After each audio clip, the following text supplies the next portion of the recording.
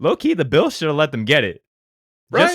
Just to see if they Just could for fun. Just to see if they could spend 10 seconds and get a touchdown. We ended up losing by one possession, so it's fine. Yeah, it's whatever, right? Like, there's a lot of injuries, and we got to deal with that. Speaking of injuries, breaking news: WWE champion Cody Rhodes is out with medical jargon. Welcome to VWP. My name is Yusuf. That's Tim. That's Tyler. Let's get this show on the road. Segway, bitch.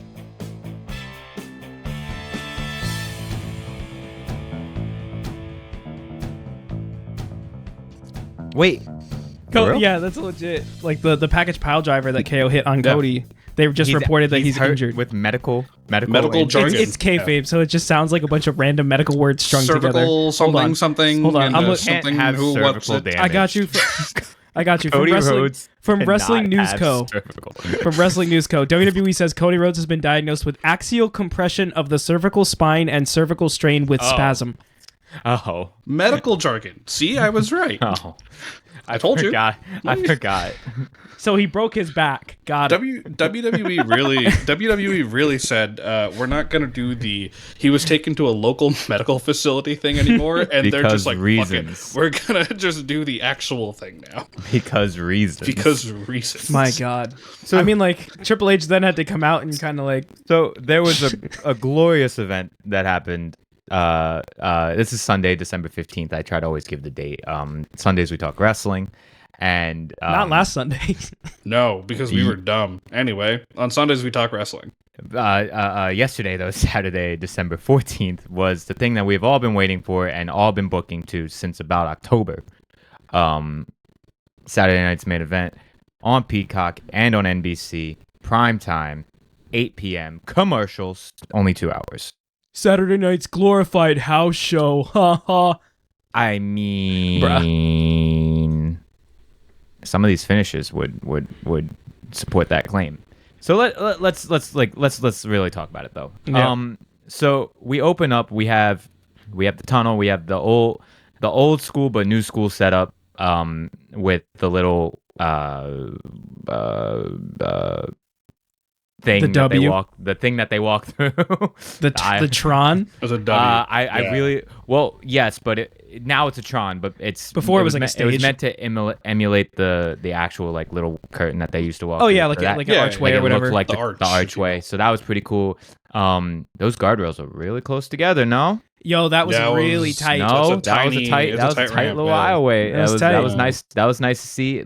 I like seeing the security guards have to keep walking with the stars. I thought that was pretty cool.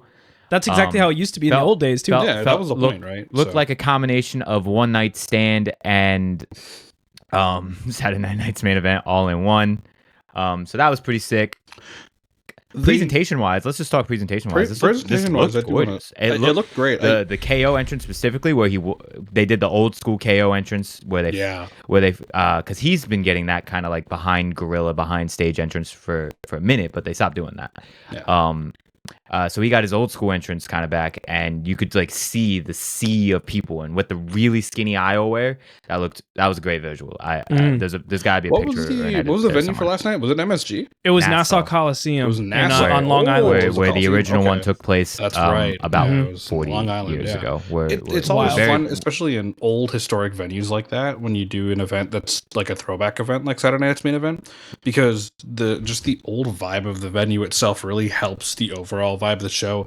And besides entrance and everything, the ramp looked really pretty, the Tron of the Arch looked great, just the overall lighting in that arena for the entire show made it feel like it was back in the 80s. It was kind of nice. There was a bit of 80s and a bit of new school in there. Joe Tessitore did not announce this show, thank God. They were starting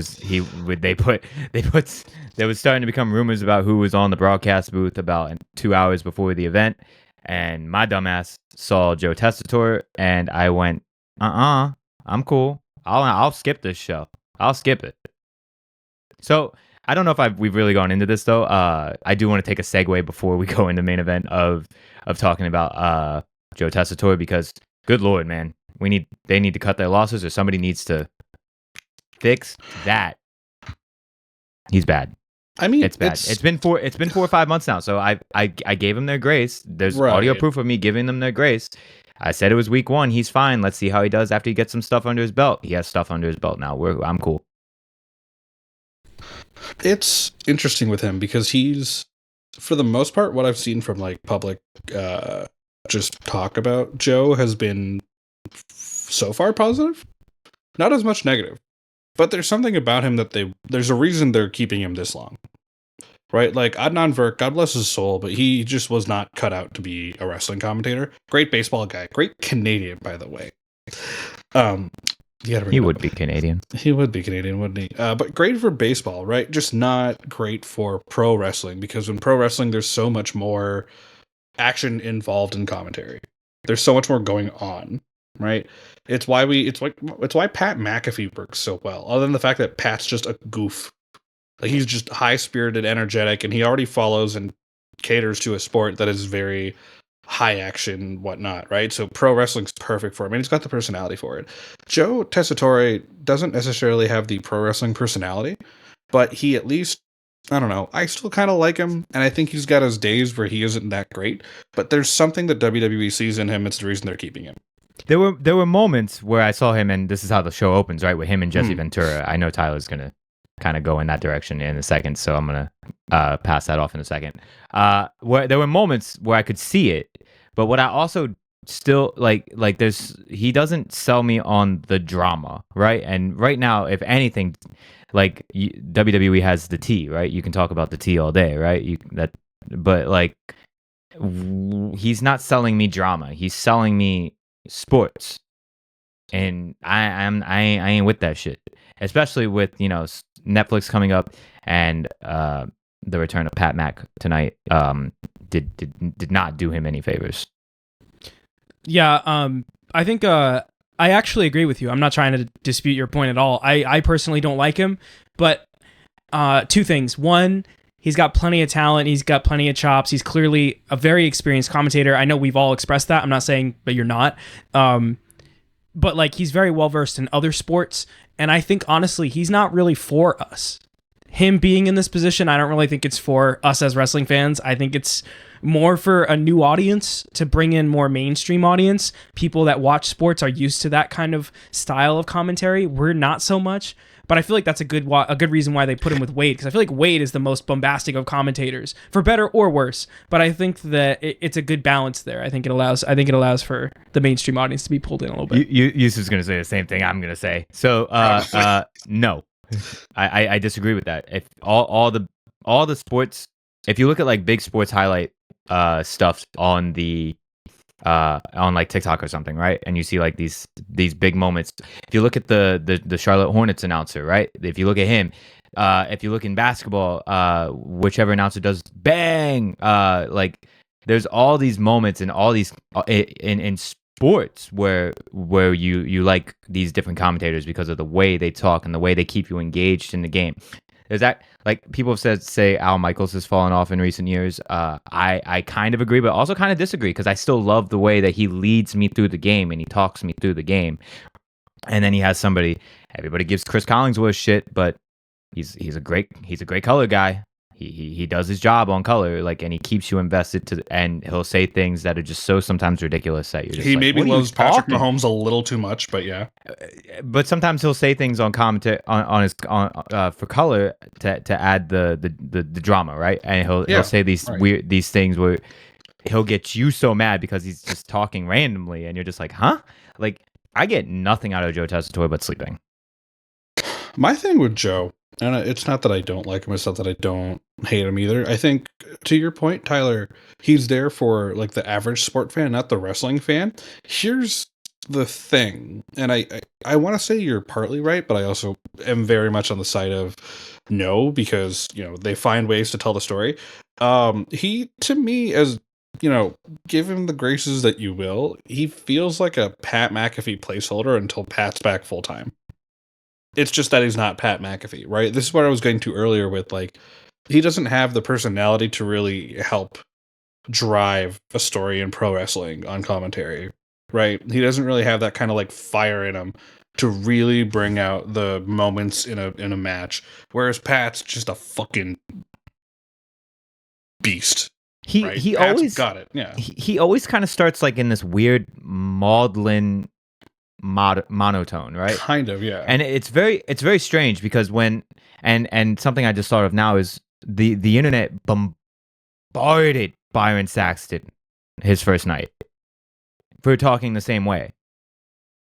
And now we're just cool with it because it's Joe Tessitore and not Byron Saxton. The internet bullied Byron Saxton, and then Byron Saxton got bullied off the commentary desk. Yeah, Byron. Like you're not gonna tell me that this is okay, but we lambasted Byron Saxton so much where they literally sent out Jerry Lawler just to go save him and bring some life. I almost said Jerry the Lawler King. So Jerry the Lawler King. Well, I mean, like. The thing too is so be fair here, internet. Be fair. Well, first, I mean, I just think like, when you look at a commentary desk, there's a color and there's a play-by-play. The color for me is the one that brings that color, and I think that the play-by-play guy has to be that subdued, but I think he's too subdued.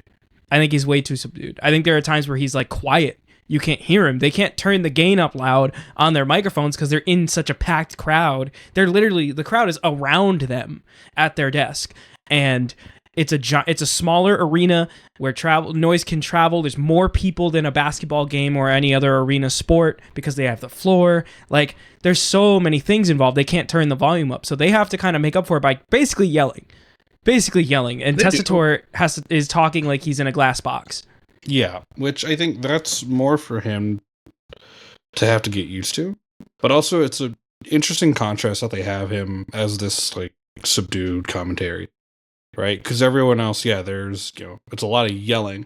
Even you look back at when Mauro Ranallo was here, right? And Mauro's like one of the most perfect sports commentators I've ever heard in my life. But at least with Mauro, the way he speaks when he's calling a match, you can hear the trembling in his voice as he's about to get louder, or when he's like quieting down for certain moments, and explosion, right? There's contrast in the way Mauro tells a story.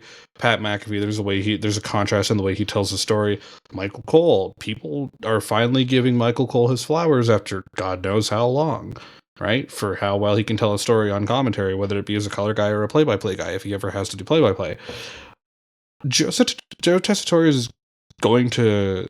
He's had 4 months now, 5 months. So he's had time to. I was gonna say he's been here since SummerSlam, so we're edging towards 5-6 months, right? And I get it. It's hard to pick that up within that amount of time, and a lot of people will say, "Oh, but 6 months is a long time." Yeah, and plus he's working every week. And you know what? The more I think about this now, what is his excuse? I was gonna say, there you go. He's done enough. He's done at least 30 shows at this point, and I'm cool. Yeah, I guess so. I mean, it's just... Anyway, moving on. Oh, wait, real quick before we do, I just got to say, I do appreciate the Byron comment and the Byron shout out, because I've always was a big fan of Byron. I felt bad. It felt like he got bullied off the desk because Corey Graves just bullied this man. I know it probably isn't legit. And Tom Phillips. But man. And Tom Phillips. And JBL. And Michael Cole. That's what I'm saying. Everybody bullied Byron Saxton. He's such an underrated commentator. And Jerry Lawler. So I just appreciate you giving him some love by at least. People really didn't like Saxton. Was he perfect? No, but I think he was much better than Joe Tessitore has been. Corey Graves' exact moment where he said, "I really wish I had Byron Saxton on commentary," was when he got Jonathan Coachman next to him. That's when he was like, on second thought, can we get Byron back? Where's Byron? Nah. Where's Byron? I mean, Anyway, everyone's got what is Byron? What is a Byron Saxton? I miss Von Wagner. So Drew McIntyre and Sami Zayn open up Saturday Night's main event, but before that, after Joe Tessitore and Jesse the Body Ventura actually open up our show, we have, of course, they pass the ball to Michael Cole, and they only say Michael Cole, so you know what's about to happen next, and they don't even try to tease us with it. So camera barely gets to Michael Cole, and you hear, oh, and you're ready for it. Here comes Pat Mack, who, of course, our special guest for the night is Pat Mack, which is absolutely what NBC needed. You know that was an NBC request. You know it's okay. We know we have 3 episodes left of Raw until Netflix. Tyler is going to 2 of them because they are not recording on Christmas week. Thank you, Triple H, for giving our stars a day off. I can't wait to see the whatever gimmick Christmassy they want to give it street fight.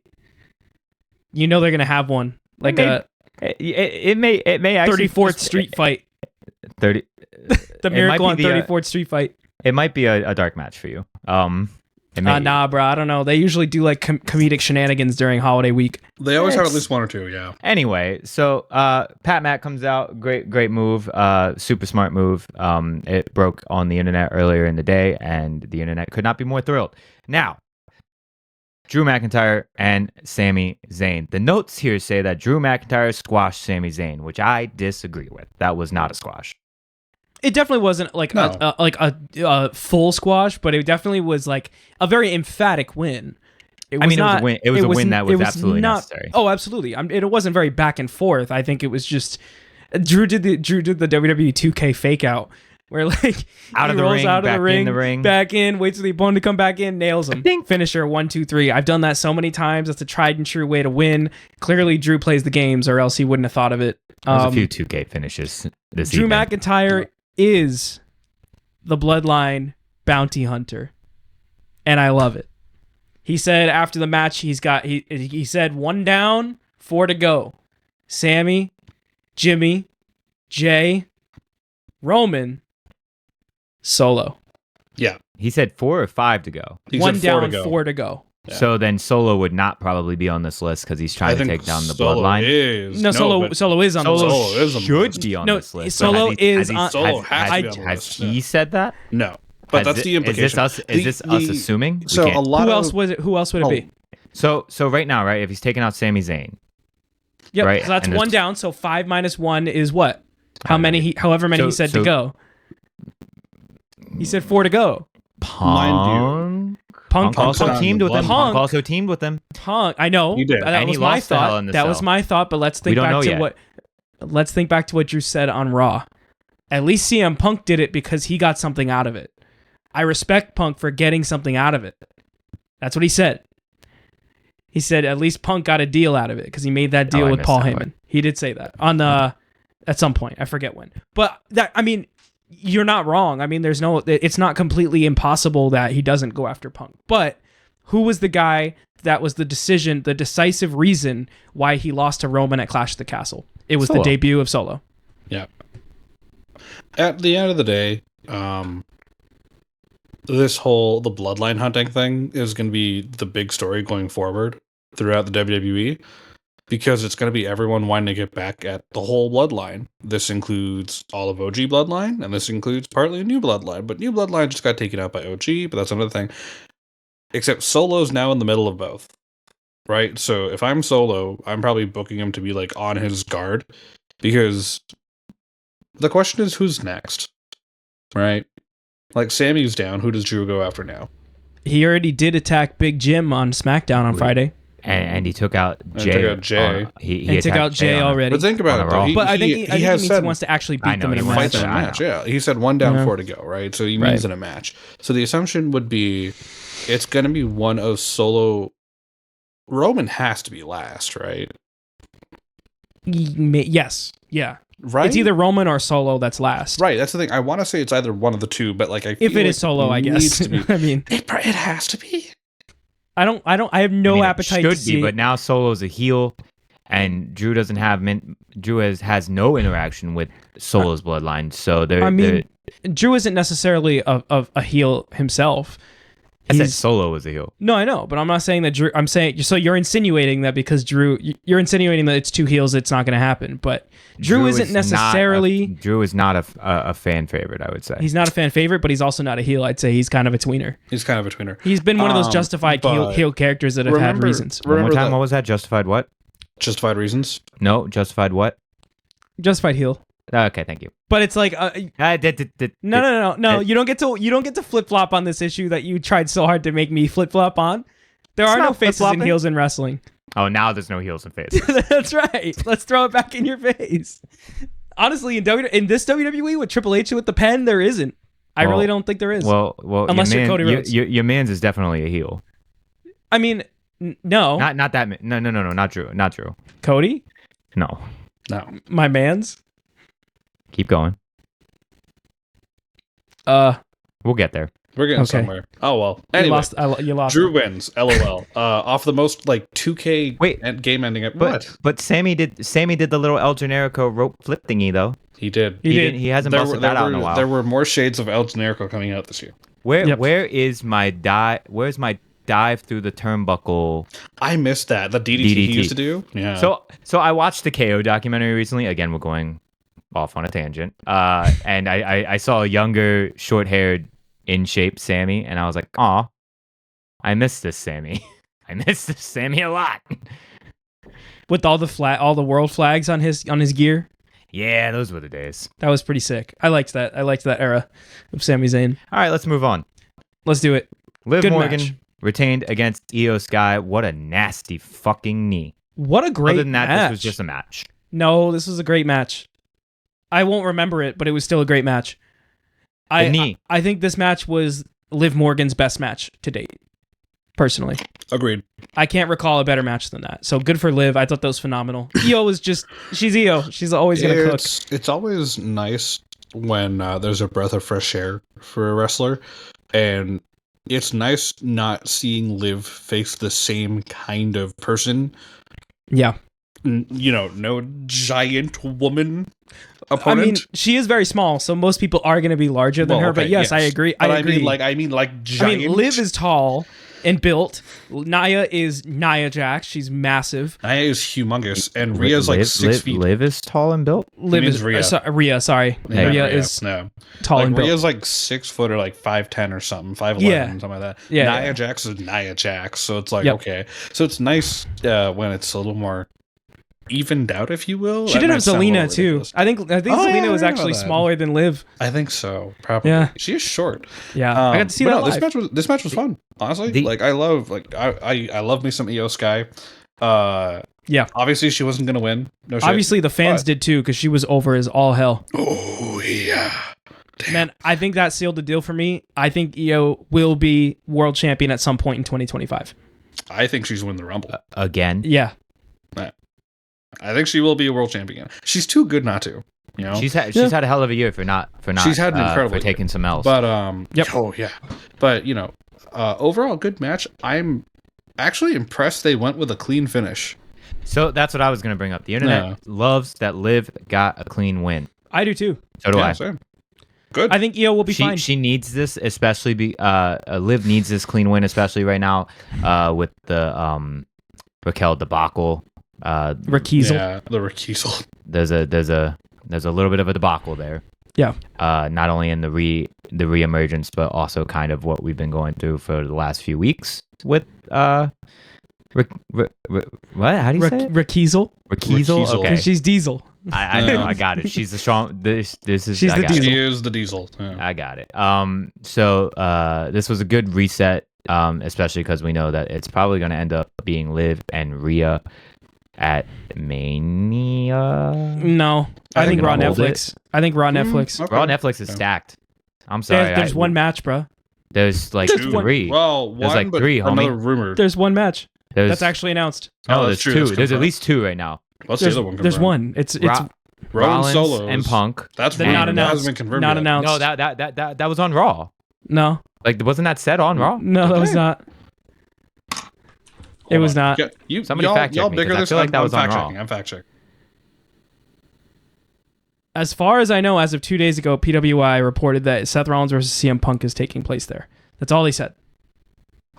So I'm going with at least those two, and I'm thinking that Intercontinental title might get crowned there Wikipedia too. So I'm thinking is only... so there are three already that I'm kind of assuming are there. It's a 2-hour show. It's a 2-hour show. 3-hour show. Oh, you're right. It's back to Netflix. It's a 3-hour show. Yeah. Oh, it's a 3-hour show. Pack it in, boys. Pack it in, baby. So yes, but no, because there's a Rock in this show. Yes, and he comes out during one of the other matches. He'll take an hour. He won't take an hour. It's just going to be an appearance. Takes 40 minutes. He's not going to talk. At least minimum he may 30. take 40 minutes. He's not. No, he's not going to talk. That's what you think. He's not. It's the This is debut. Netflix. He's gonna. Netflix If he on talks, Raw. it's Somebody for, Raw on Netflix. If he it's either gonna be talks, him and Rollins saying the F word on TV. if he It's one of talks, them. it's within 5 Maybe minutes. both. It's a short thing. Whatever. One of them Whatever is he saying says. the F word on this. On You're TV. right. He is going to talk for 5 minutes because he's going to show up at the end of Roman's solo, He's gonna hit go, Roman "Fuck, with a fuck, rock fuck, bottom, fuck, and go fuck, fuck, Now you and can't then block me." challenge, and then challenge Roman to a match at Mania. End of story. Walk off into the sunset and go film another bad movie or something. What? Anyway, so Wow. I do believe that the Raw Netflix debut is a little inflated already and kind of full, and you kind of can't do Liv and Rhea there. I feel like you're underestimating the extra hour of TV that we have not been think- having recently. I think you're underestimating The Rock. I don't think so. He'll just go over. True. What is he? What are they going to do to him? He'll just Sue go him? over. He'll He say, doesn't care. he does not care. Remember, he's on the Hell, he'll board. show up at 11:05. He doesn't give a fuck. Word, he's gonna Probably. show up at He you're don't gonna give hear, a fuck. at 11:05 as you see the little thing. You're gonna You're hear gonna see the "Yes, car. some man." Dead ass. And then he's just gonna start talking, and we're all gonna be like, "Rock, we got work in the morning, bro." We And he's gotta straight go, up, and he's man." just Dead going to ass. be like, "What's Netflix going to do? Huh? What are they What going the to fuck do? is He looks Netflix dead in the gonna camera. do? It doesn't matter that you have work tomorrow. What's Netflix going to do? Huh? Pull my movies? Never. Wait, Rock. Dead ass. They don't what take said my about movies. Exactly. And at the end, he'll Anyway. just say, "What can I say except you're welcome." Have you W also- moment. Have you seen Moana 2 yet? Show. No, not Moana 2 I yet. have I, not saw yet. Wicked, dude. Oh, Wicked was Oh, so Wicked's fucking so good. good. I just bought my Wicked ticket. I also- Okay, Dude, we're getting so good. tangenty So off everything. Gunther- Anyway. said, Oh, "Guess is that who's where we're back?" going now? Pin Balor's back. That's who. Back Finn again. Balor is back. Pin Balor. Penny Guess Balor. who's back? Penny Tell Balor. your Pin friends. Balor. I miss Baby Dick Blue Finn. So- Baby Dick Blue Finn. Gunther had a wonderful showing and a wonderful showing of dominance that he Great. sorely needed He got his mojo back. after kind of being entrenched in this A bitch. in this lovely storyline of him losing his confidence or kind of finding his way since kind of the end of Bad Blood and through most of the fall, which has been a wonderful thing to watch, as mostly Gunther has been known to have a championship around his waist and has mostly been dominant. So for him to kind of have this whole find your mojo again thing has been really cool, and Damien was the perfect guy to kind of do that with. Hey, Gunther, you might throwing be in- the ring general, but I'm the king of the streets. But bringing rise. in Finn Balor to eat the pin, Genius. with, Smart. Genius. Which is perfect. which Yeah. is beautiful. Exactly the point. I'm so Good- over good Finn job. Balor, dude. I'm However- so over it. However, this comes hot off the So heels mad. of, at least in the last 3 weeks, there was a report that said that WWE has been very happy with Finn Balor and his Oh, yeah. locker room etiquette as of late. So be ready for the Finn Balor run in 2025. It's happening, baby. This was his moment for us to go, damn, good for Finn. He should probably start winning. I hope so. This is the problem. Where he is right now, ass. Get rid of it. Can it. Bin. Trash. However, I also Basura. kind of think I also kind of think Finn loves kind of being able to just wild out and be goofy and Yeah, I be think so. stupid. I think so. Which is why this is going on for as long as it has. Anyway, Honestly, though, at this good for point, Gunther. we're building Finn up to Dominic Mysterio. Well, sure as hell ain't gonna They're be building. Priest. I don't know if you guys have noticed, but they're building tension in the Judgment Day. Again. No, they are. I know. Yeah, they I'm they aware- so I'm aware and of it's that. a lot of like oh Finn, you so said there just- are no leaders and you're trying to lead us yet you're always losing. Like that's basically what they're saying. So there's a lot of that tension, and also like Finn is like Dom thinks he can call the shots, blah blah blah. Like no, I'm doing it, and everyone's like, wait a minute, hold up. So yeah, So That's the Judgment thing. Day is not okay. They have not been Correct. okay for a very Judgment Day long is time. not I mean, fine. the Dominic wing of the Judgment Day is fine, but the Finn Yes, wing is but it's not. not fine. Are they? No. Yeah, Dom, Yeah. Liv, and Raquel and Raquel, they're doing great. They're for Kiesel. Raquel and Raquel. Raquel, Yes. they're two separate personalities. For some reason, there's two They're different two people. beings. Yeah. All right, let's talk about the main event. Oh Lord! What do you mean? We're skipping a just- match. we're just skipping- We also yeah. like No, also, shut up. No. What do you mean? No, Let me we cook. have to. Let's talk about excuse the me. main event. No. The main we are event, not, Chelsea we are not, Green has oh, won her first title in not the- WWE. Sir. For a Also, her second. first title in a long time. Yeah. since Impact. Yep. Yes. Also to the date of her I impact. was worried that you were going to skip over the Fuck it, this was my main newly event. crowned United States Women's Champion, hailing from my beautiful country of Canada, Chelsea Green. It was fucking great. It was awesome. a great match. What a Great fun switch. match. Great man. move into the Unprettier. The Great. finish, that's a nominee.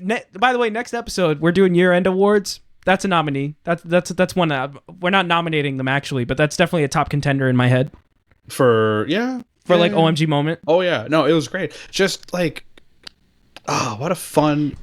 It's fun when it's two wrestlers that you're not always used to. It's not the Beckys, the Livs, the Rheas, the Ios, right? Chelsea and Michin are two very different wrestlers. And for them to tango it out in the finals of a big tournament like this was awesome. Great push for the both of them. And just the whole way through. Fun match, fun pacing, everything.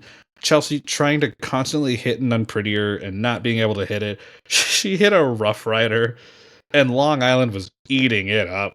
Yo, they were chanting woo woo woo.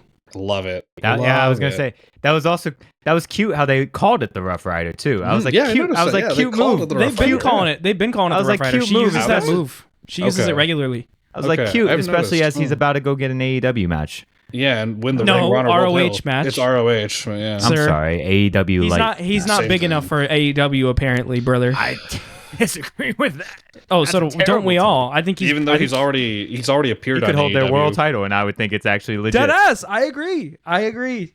He's already appeared on AEW wrestling Adam Copeland. Anyway, I was really hoping he would come back to the E to help Chelsea win. That would have been fucking Imagine wild. if it was him with Chelsea on his shoulder. Yeah, he was. I think he might have been definitely backstage there or something. somewhere. But I don't know. Yeah, you know what? We'll never Chelsea's know gonna be- because if the internet does, Tony Khan will punish him. He won't break. He won't be on TV anymore. But yeah, fun finish. The Avalanche kill switch. Well, I guess it's not an Avalanche kill switch because she just hopped from the rope and had Mia Yim locked up, which was cool. But like that was a great pop for Chelsea winning. She deserves it to be crowned the first ever women's U.S. champion, to finally usher in an era that we've kind of all been waiting for as wrestling fans, like a proper mid-card women's division. And I honestly, who better than Chelsea Green? Right? Honestly, Who better than Chelsea? So I'll keep it a stack though. I'll keep it a stack because we made it through the tournament and I saw this was the end goal and I said, huh? I mean, like the two of them were the staples of that mid card division. I was like, Bailey, what? I was like Bailey gonna lose. Okay, cool, whatever. Then I went Naomi. I genuinely thought when Bailey advanced that they were gonna build Bailey and just give it to Bailey or give it to Naomi in particular. I mean, but I think they're telling a different story with them. There's audio evidence of me going, this is Naomi's tournament to lose. Yeah, and I still think that it was Naomi's tournament to lose. But I think I said Chelsea in the beginning, so it is what it is. But like Chelsea and Michin have been like the staples of the SmackDown mid card, carrying that mid card division of so. But then they gave me the TNA of it all, and they gave me the history of it all because it's not New Japan and it's not AEW. So we can talk about it. Which is crazy because before it was the opposite. It was everybody else talking about other stuff. TNA, and WWE was like, what do you mean they were in other companies? Yeah, other company? There were other... No. So they gave the wonderful history lesson and to bring people up to speed. This was, I believe, Michin was her first victory to get her first title. So that's pretty cool. So then to bring it back 7 years later and all that was super fucking sick for both ladies, honestly. So once I got the history lesson, I was like, oh, cool. And I like that they didn't alienate anybody who didn't know that, right? It was just like, here's what it is, but here's what it is now. Moving on. Yeah, I was a big fan. I thought it was great. I was fully expecting like Tiffany to be in the final against Chelsea or Bailey against Michin, one of the two, because I thought Chelsea or Michin should win. They're gonna bring them to the final at least. Whether or not they win is a different story. That's a different question. I'm just glad it wasn't Charlotte Flair because I don't know if you saw that, but that was going around for a little while before they announced the tournament that Charlotte was going to win this title. Thank God that did not happen. I thought you were saying there was a rumor that she was going to cash in her Charlotte Flair in the bank contract. In the bank contract, Oh, yeah, fair. To get a title match at the next PLE after you return. No, to just join it and make it a triple threat. Just show up, make it a triple threat, or to potentially that wouldn't have surprised me either. Or be like, hey, I'm just gonna main event Mania. Yeah. And they're like, you can't do that. And she's like, yes, I can. It says here on my contract. But it was a nice little moment to have on this card. I think it was great. I thought it was great. I thought it was great. This was the pop of the night. In a show so far where the heels were all winning, it helped having a good like babyface proper like let the crowd be really happy about something. This even was though the she only, wasn't really a heel, she's just the hometown. This was the only pure babyface Ish. moment of the night. Ish. Might we Well, add? no, that's what I mean, though, right? Is Well, like the heels might we had add? won up to Sir. this point. This was the only pure babyface moment of the night. The crowd would like to say otherwise. No, it would No, not. they would not. Yes, they would. No, they would The crowd not. did not boo You're that. not reading the internet. The crowd today, did are not you? boo that. We No, did the not read- internet. The you- booing. The We did not internet. read the internet today, no, did we are not. No, you of all people should not be falling for this rabbit hole, sir. The internet is not the entire wrestling fandom.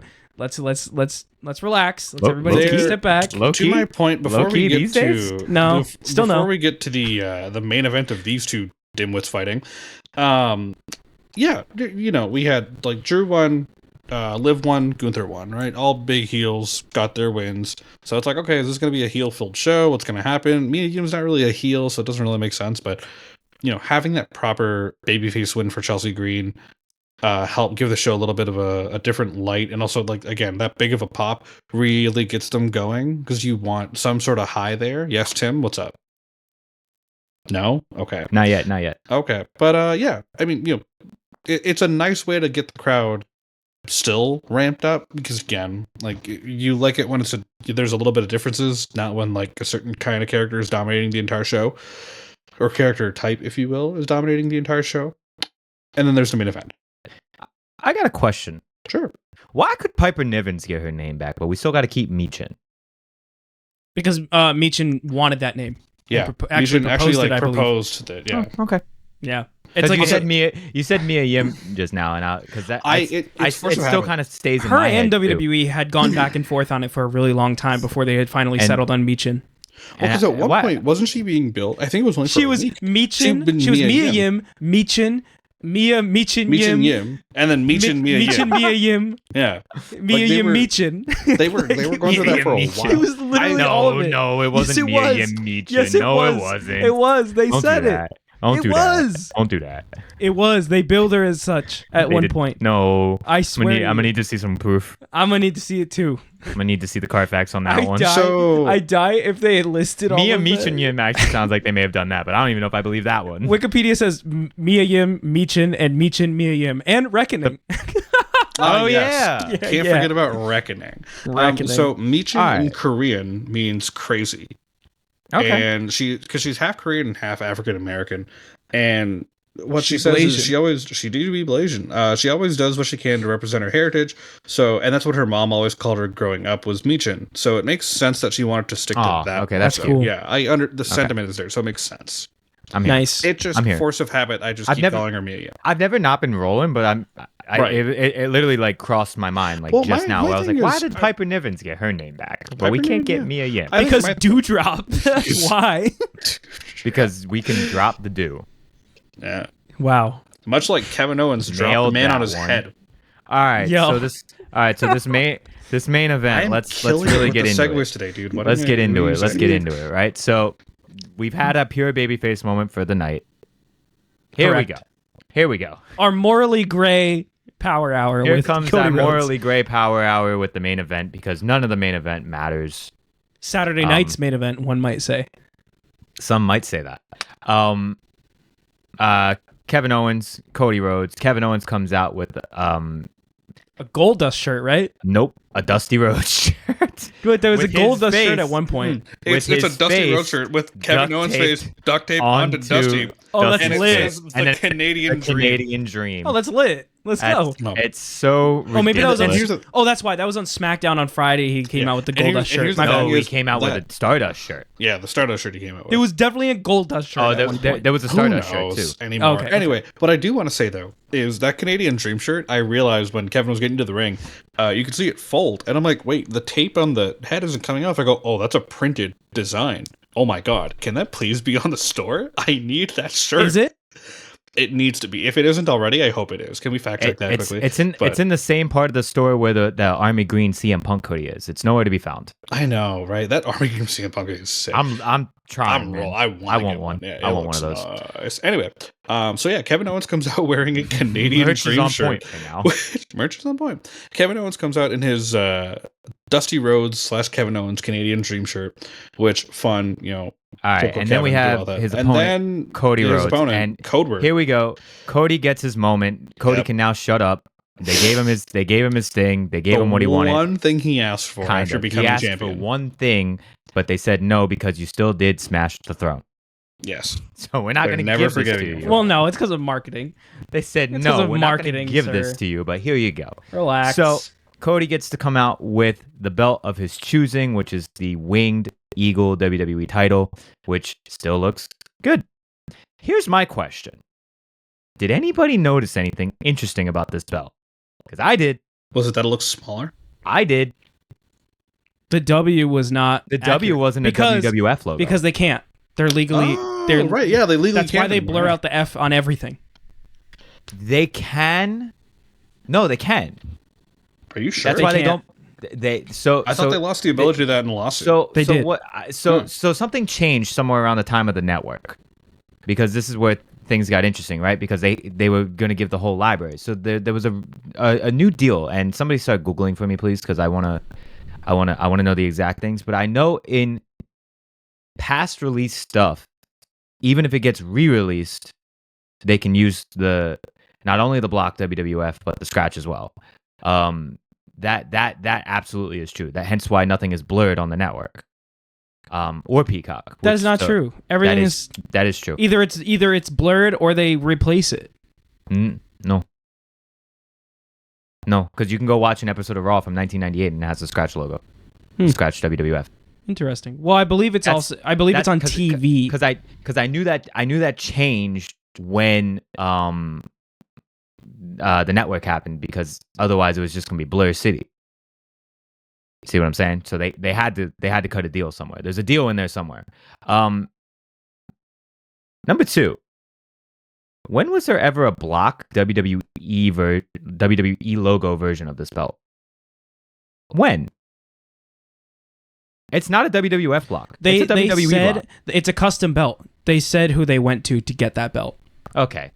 They actually had to remake it because it's a belt person. I was going to say it's a belt person. Because I was like, that's not the one. But apparently they reached a deal so they could not blur the logo on previous archival footage. It's archival footage. Any new footage, they are legally mandated to not show that logo. So what? So they got a one night only deal that first time they did Old School Raw. Did they actually have I don't think they did. The first time they did an Old School Raw, they used the old logo. They used the old block WWF logo. I don't remember, man. What's the story with the block logo? It's a good question. There were too many. Maybe because on that banner it said World Wrestling Entertainment underneath it. No, they used a whole bunch of World Wrestling Federation stuff that first time. Like that stuff looked like it was straight out. I'm looking at a photo of the banner, and it has the WWF with the F, and it says World Wrestling Entertainment under it. Oh, does it? Okay. Yeah, so that could be why. Legal jargon, legal thing. Yeah, legal loophole. Okay. Anyway, Potential. So now that I'm no longer interested in the belt, because I did notice that, and I was like, huh? Why? Apparently, it's the scratch logo and future logos with the F. This is Reddit. I'm just looking on Reddit because there's no articles that actually specifically talk about this that I can find. So the scratch. Because I think block, it's I think part of it was. Open. I think so. I think they're able to use it except for the scratch logo. I think part of it is because the reason the World Wildlife Fund originally sued was because WWF, the wrestling company, was very it was Attitude Era, and they didn't want their brand to be associated in any way with that. If they were a normal company, I don't think they would have cared. 98, 99. Yeah, they were doing a bit much. Pillman had a gun. Puppies! Anyway. All right, so now that we've gotten some of the legal stuff out of the way and my curiosities for this belt, it looked good. Look, Cody was kind of meant for that belt. Cody looked made for that belt. The shot, there's one shot I saw of Kevin Owens holding that belt in the arena after the match, which we'll talk about, and it was like the shot was like the back. It was up close of him, and the background was like of the old school like red, white, and blue ropes, and like the generic not colored lighting, and it just looks so old school. I was like, hold up, this looks straight out of a timeline. I fucking love it. The only thing that was missing from the show, and I forgot to make this joke at the beginning, were the camera lenses that get freaking like flared out by the lights. Oh yeah. When you like hold the camera up and you'd see like the shadow of the light almost for a second. Yeah. So good for Cody. He got his moment. Now he can shut up. Shut up enough at least. He's honestly, not, I'm sure he's not thrilled. I'm sure he's been bugging them since he got back to get that belt. But now it's the IWC that's complaining because now they're like, Cody looks so good with it, they should keep it. But he does. That home plate belt is such a marketing tool. Yeah, so it really is. There are again, side tangent. There are people that are talking about a perhaps Raw Netflix new belt. I'm down. I mean, it's a big show. Yeah. It needs to still be marketable, but I'm down for it to be different for sure. Yeah, when there was an interesting comment that I saw on one of the entrance videos. It was either on TikTok or on YouTube, where they said while the Winged Eagle belt is gorgeous, they get why they've gone to these more simplistic designs because it's a very busy belt. There's a lot going on, and even the World Heavyweight title, big W on it now. Yeah. So I get it. Anyway, let's go to the match. The match was a match. It was fine. I mean, it was good. You know, it was good. It wasn't like a TV. I won't remember it. It was enhanced TV. It was this is enhanced TV we're on right now. For sure. Right? We're on special TV time. We're not quite at PLE level but we're not at it's not a Raw in Poughkeepsie. Right. Nice. Shout out Poughkeepsie. You're mid apparently. The big story, of course, though, is about 15 minutes into the match, we get a ref bump. A new ref. Can we complain for a second because this is what we don't like about Roman. This is what we didn't like about Roman. Sure. Just saying. But who initiated it? I don't care. Keep it fair. Because KO did it. KO did it on purpose. KO shoved them into the ref. Okay, but keep it fair. Okay, so tell KO not to bring the chair in. So I don't know why you could. How can you blame? No, the internet didn't like all the Roman ref spots, and now we're doing ref spots. And do we like it or do we care? I like it because guess what? I'll tell you why. Because KO initiated it. KO fucked around, and KO found out. Period. All right, moving on. No, we're not moving on. No, I agree with you. So I don't need to keep fighting with you. Wait, I just have a quick thing to say. I'm bringing up a point. I don't actually really disagree with this point. I'm just bringing it up. Great. Let me just say one more thing real quick, and we'll move on. I just want to say with that in mind, because yes, that is a valid point to bring that up anyway. KO was the one that attacked the ref, and KO was the one that was intending to do illegal things while the ref was down, not Cody. Roman was nefarious activities. Roman was getting into some shady shit while the ref was down. So to say that Cody, who wasn't initially trying to get into shady shit, is the equivalent of Roman deliberately getting into shady shit is not equivalent. So wait a minute, I got it. Kevin Owens was just doing nefarious shit. Roman Reigns was trying to do hood shit with his friends. Yeah. No, they're both doing hood shit with or without friends. Oh, okay. But KO failed. He fucked around and he found out. So KO then, of course, after the second ref bump, KO says, "Fuck this, I'm getting a chair." And he gets the chair. Does he swing? No. Does he get that far? I don't think he swings. I think he gets kicked and then he drops it. I think he does get kicked and he drops it. Cool, good talk. So then what happens is Cody Rhodes hits the wonderful crossroads on the chair, except Cody took that chair shot, not KO. Yeah. Cody, that's twice now that you've taken the bump that you're not supposed to be taking. It's fine though. Like Cody's just one for the boys, brother. No, Cody. You know what it is? It's Cody subtly telling management, "Hey, man, let people kill me. If not, I'll just kill myself." It's absolutely not what it is. Cody's also the one who told Sean Spears to swing for the fences. Oh yeah. And Sean Spears swang for the fences. Cody's out here being like, my back's hurting because I'm the quarterback. Swung. You said swang for the fences. Anyway, Cody's out here being like, my back hurts because I'm the quarterback of this company. No, Cody, your back hurts because you're landing on wrong. Your back hurts because you're taking chair bumps meant for your opponent. I get what he's doing. He's protecting the boys, right? Yeah, but also what he's doing is making it realize that, hey, man, you need to make that a You little less. need to not do that. You need to be a little cleaner, man, because you're the one taking the bump. But the Anyway, point of it was Cody then cheated. Charles Robinson does the count outside the ring. Is that legal? Can a ref do that? I I guess. don't think so. That's new.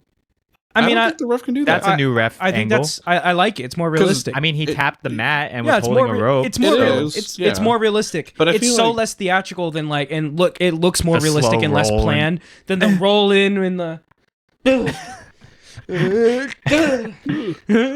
And then he died, and then the ref died. And then then- the ref dies, yeah.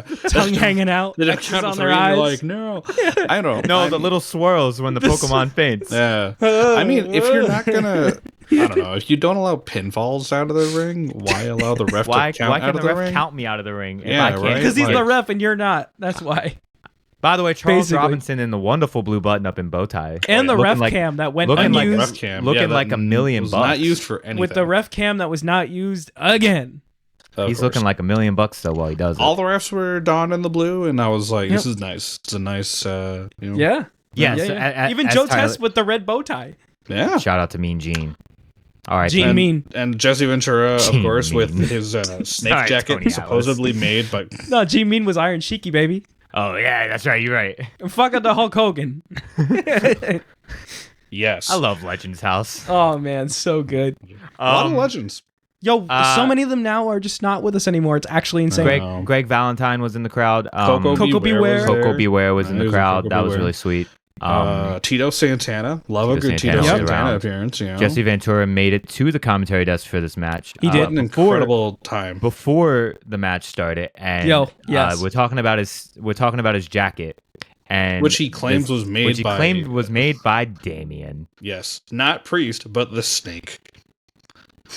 I don't know where Jake the Snake is right now, AEW. but I'm smelling an old man feud right now. He's Jake the Snake is still doing stuff with I'm all elite sensing wrestling. a duel. We can't. A gentleman's we duel. can't do that. We We can't have can't do another that. WWE versus AEW feud. Can we have a gentleman's duel? Gentleman's That's in the duel. super card. Where's the white glove that he kind of slaps Yeah, him in the it's face with? Oh man, I will say too. He also made a comment that Dominic is very good at picking women. We've lost the plot of this. We've main lost the event. plot. Bro loves- Jesse Ventura was. Bro loves Liv. He was. Yeah. No. We didn't lose the plot of the main event because Jesse called the main event and Jesse lost No, he the plot, did. so we have to cover it. That is Who the cares? plot. Jesse Definitely lost the plot of the main event. He had no idea what was going on. I know Bro, they people- called Jesse Ventura because they're like, hey Jesse, So- you did Saturday Night's main event like the OG, you did all that. I'm pretty sure the other reason was, hey Jesse, do you just want to fuck around for So- 2 hours? So I know we're not totally into the idea of yelling in commentators' ears anymore. Triple H, you could have done a little bit more producing on this one. For I was that. gonna say it's Oh, crazy. well. I feel like I'm you could glad have that, at least filled in Jesse on what was going on. I'm glad that we all agree because I was gonna say the hot take of like Jesse wasn't that good. Like he was fine. He's better than Joe Test, but he was not this magical commentator that everyone says he is and what he used to be. You know, I just don't think it was that good. I hate 80s wrestling, so not my bag. Here's I mean, the problem. he just No. was rusty. The issue. That's the I thing, mean, the right? last It's time like, he did commentary was 2009 yeah. Here's the issue with with Joe, Vince. with Jesse Ventura. No, with Vince. Yeah. Yeah, I know. Here's Oh, the that's thing. a wonderful- Here's the thing wonderful with time. Jesse Ventura. For people that are like, oh, he's not as good as he said. They said he was gonna be. He's 73 Yeah, years guys, old. he's 74 Yeah. years He's old. old He as hasn't dicks done and he hasn't commentary done this in 15 years. and he Like, hasn't done real I don't know. commentary I in don't know probably if y'all 30. were. Yeah, like I don't know if y'all were paying attention the last time Jesse Ventura was on WWE TV when he appeared like a month or two ago or whenever it was. He's not a spring chicken.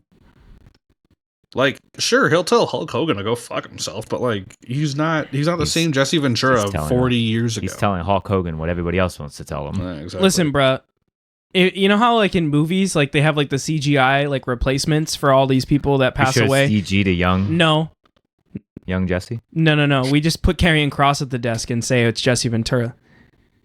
Have you- Loki? That actually would have been hilarious. Have you heard that man That do would- the his impression of impression's Jesse Ventura? really I know. good. Yeah, Yeah. I know you've heard it, but His have you heard of impression's him? really good. No. Go Send it listen me to it and I'll after. look- I'll Okay, go look at There's, it on it was air. on the Chris Van there's Vliet interview. It's Yeah, great. so actually, don't even. There's a clip of Jesse of Karrion Kross working out with Chris Van Vliet, and Chris is trying to do, I think, like preacher curls, or he's trying to do like bicep curls or something like that. And Karrion Kross is just sitting there staring at him, doing his Jesse Ventura impression, like, "Come on, Chris, I know you've got 4 more reps in you. Come on, Chris, I know you got 4 more lifts in you. I was an army man, Chris. I was in the Baja. I was there in the army."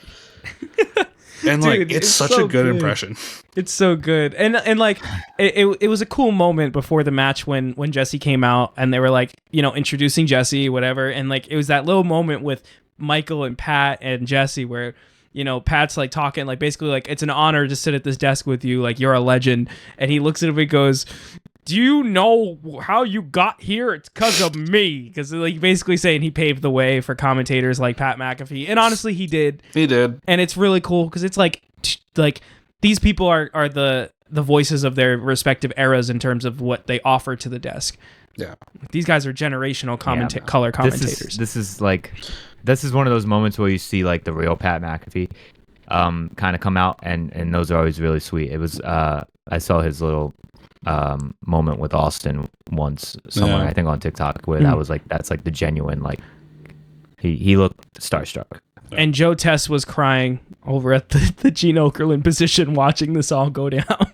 Oh, people with personality, man. He was like, "What do you mean I don't get to be at the adult table? What am I missing to be like Pat McAfee? Personality. I gotta say Thanksgiving with Byron. Bullshit. He has to sit at the kids' table with Byron Sachs.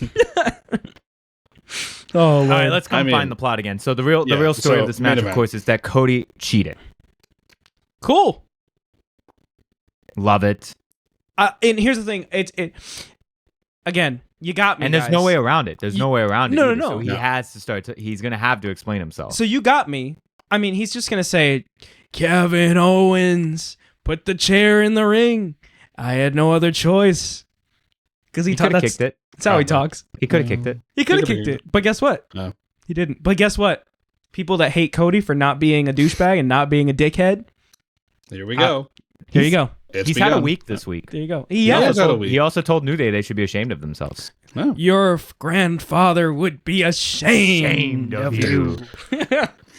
That man sounded like he aged 30 years when he said that. That's literally my favorite Cody quote. Cody is getting to like old white man get off my lawn territory, and I love it. The newspaper boy threw the paper on my roof again. But the best part of that was Xavier's clapback of, "That guy wasn't even that great in high school anyway."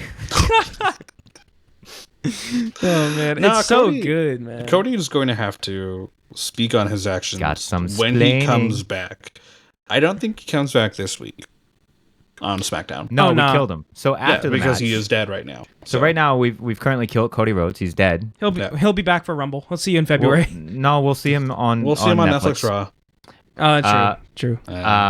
That's not that long for that kind of injury. That sucks. I know. Yeah. Exactly. No, it's not that long pile for driver. It's a different kind of pile driver, and that's the excuse I think we can use here, right? So, KO after the match and after the show went off the air proceeded to attack him because we don't want to do any fun things on TV. Apparently, NBC had a time limit.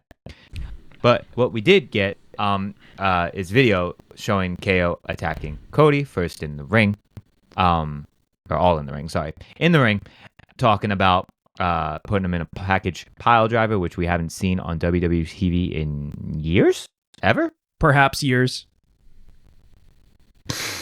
I feel like there's audio evidence of me saying I'm waiting for a package pile driver, and then I missed it. I'm trying to think of the last. Then I didn't even it get was to on see TV. it live.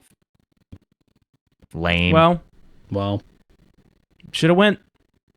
Anyway, we should have bought tickets. Bro, tickets were mad cheap day out. They were like $60. Were they like really? $60 for the upper section. I wasn't doing shit either. And honestly, it was one of those venues where it was small enough and like laid out in a way where even the upper section had a good view. You were gonna see whatever. Yeah. Should have. How much will a flight to New York be now, though? That's the thing. So KO drops him. He gets stretched out. KO is currently he stole the belt, the fancy fake Winged Eagle, old Winged Eagle belt. And then he was confronted by the man. The post credit scene. Here comes the man himself who doesn't want to be on TV, but will do all the things. Who doesn't want the spotlight, but credits himself at the end of every episode. Will be all for it off TV where nobody can see it. Bro puts a South Park looking credit at the end of these episodes. Anyway, They're very the South real Parky. story though is Triple H comes out to try to get the belt back, but Triple H is the one being the aggressor here. He didn't care about the belt. He just pushed him. He straight up just shoves Kevin. Here, this is actually almost more interesting than the Cody part of it all. Is that Triple H is being the aggressor right now? Triple H is shoving, not only first but shoving with intent. Now we know that Triple H has a heart condition. I believe he has a pacer in him right now. A pacemaker. Like a pacemaker, yeah. He may. I'm pretty sure he's got a ticker on him right now. He's not getting in the ring. We know for a fact. So let's get that out of the way right now. This will not involve a match. Which is kind of a shame, but yeah. I do think it's super interesting that the story is going to go this route. I think it's super interesting that Triple H is not only being the instigator and the aggressor. When KO did nothing to him. I think it's going to be. I think it's the fourth wall breaker that is part of Kevin Owens' character. First, to tackle your point of why didn't it happen on the show? It should have happened on the show. I don't know if you're saying it should have happened on the show, but a lot of people are. So I just want to talk about that real quick. I was really just saying that I didn't get to see it, and fair. I'm sad. Well, you were saying because like the timing thing, they didn't have enough time, network television, all that. I think it was deliberate. And I think it was the intent to do it off the show. And I think the reason is, I think one of the reasons is that this show is meant to be a feel-good show to bring in audience, new audience, old audience that kind of fell off, new audience coming in. It was more of nostalgia bait in a sense to kind of get people hooked again to say, okay, wrestling's cool. I'll get you. Wrestling's cool.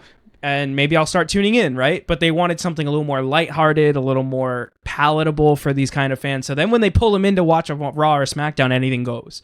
That's what I think. And then also, it also is in line with Kevin Owens' character of he does the bare minimum when the cameras are rolling. He does interviews with Michael Cole in his car. He cuts promos from the audience with or without a microphone. He breaks the fourth wall during his matches and says, "Hi, Randy. Hi, Randy," looking dead in the camera during this match. Like, there's so many things that Kevin Owens does. He does more off screen and off air than on air. He turned heel off air. He's cutting promos on Twitter. He's doing all of the interviews with Michael Cole in his car, all that kind of stuff. Like, that's just in line with KO's character, and I think that was the point all along. And I think it was kind of cool. It's once again keeping the viewer like, you got to watch from all channels, and some things happen off air that aren't necessarily, just a throwaway. Everything counts. The only thing I'm going to say to that is the feel good moment was your top babyface cheating to win. Yeah. Okay. Yeah. You know who else was a top babyface that cheated to win? Stone Cold. Roman. Stone Cold. Roman, Stone Cold. Roman was Eddie. not a babyface at the time, but he is now. Oh, some of the time. Eddie Guerrero, correct? Eddie Yep. Guerrero. Eddie Guerrero. Like most notably, that's the character for Eddie Guerrero. That's not fair. yeah, I know. I think and like the Kevin Owens- babyface. That was the character for Stone and like Cold the too. babyface. Kevin That was the- Owens' Stone whole Cold. thing of Stone Cold didn't. He did cheat. If the opportunity presented itself, he did cheat. After all the other run-ins came in, though. I don't know what you're referring to, but sure. All of the finishes in the Attitude Era with Crash TV booking. Well, yeah, I mean, like, but he did still cheat. He also was a dickhead. He did heely things, but it got him. He was still he's a cheered heel. for it. He's an anti-hero. He's a heel. Okay. Cena also cheated plenty of times. Not plenty, but he cheated. Not deliberately, but like, I'm pretty sure there was at least some moments where he spent some rules to get a win here and there. Less stakes, maybe not a championship match, but I don't know if I've ever seen Cena do anything that could be considered nefarious. well, if not, that really fucking sucks. Because Really, you don't think duct taping Batista's legs together? To win an it was wasn't it was a last man standing match or something. Right, and he still duct taped Batista's legs. that wasn't together. very noble of Cena. It was a last man standing match. How do you get him to not stand anymore? I mean, that's fair. Kill him. But it's I not don't really know. what Cena does. It's not Chop really his head off. That's really I mean, point taken, because like, yes, I mean, he was technically playing by the rules. Actually, I think it might have been an I Quit It match. might Actually, have been a little, No, the I Quit match was the handcuffs in the corner, I think. With Randy? He had some no with Batista. I remember Batista saying, "I quit." And no, that's when he had Batista over. He had Batista on his shoulders over. Oh, it was on the car. On the car through the You're floor. thinking the Randy one is what you're thinking, where he yeah, had and Randy I was also chained thinking up, of Batista quitting on side TV on the corner of the rope. Yes, there was that too. Yeah, in his wheelchair. You are kind of. I'll give you that one though, because you are right. But Cena didn't cheat to win the match though, because you can't cheat in an I quit match. You just got to make him say I quit. You just got to make him say I quit. But I'll throw you some dat, because after he said I quit and Cena won, Cena chucked him anyway. True. This is true. I quit, John. I quit. Yeah. Anyway, so he's not. He gets the pass sometimes, but I think that this was to actually like. Sorry, I got you. Yeah, go ahead. I'm just saying. I'm just saying that this. I don't think this will be a heel turn. I think this will be a. Cody's not 100% white meat babyface all the time. It's to give layers to his character. This moment was not white meat babyface, but I think this was to give layers to his character, to draw fans in that are skeptical of this title reign now because they don't like good babyface champions. Because let's face it, like Cody is a babyface champion and he's good at it. But yeah, I just think. I think it's cool. I think that not everyone is. There is no perfect person. No pure babyface in the history of pro wrestling has won every single match of their career in a clean fashion. Because at the end of the day, yes, they are supposed to be the hero of our time. The Hogan, Austin, Cena, now Cody, right? They're supposed to be the heroes that we see and find a way to win. However, in the same sentiment, the idea is they do whatever it takes to get the victory, to save the day. Even if that means tapping into a side they don't want to, or using the environment around them that they necessarily wouldn't in any other situation, but because the environment just so happens to be there, they're going to use it. Cena using duct tape, Austin using a chair, Hogan using his steroids. Yeah, that one. Yeah, I get it. Cody, and the thing is with Cody, well, yes, but my point isn't necessarily that. My point is to get with Cody and this, idea of a heel turn. This isn't gonna mean, Cody's going to heel. Oh, no, he's gonna address it. He's gonna be like, look, the chair just happened to be there. He'll probably be like, I didn't swing at Kevin Owens with the chair. I didn't technically use the chair. The chair just happened to be there. Seeds. And it helped me get an advantage.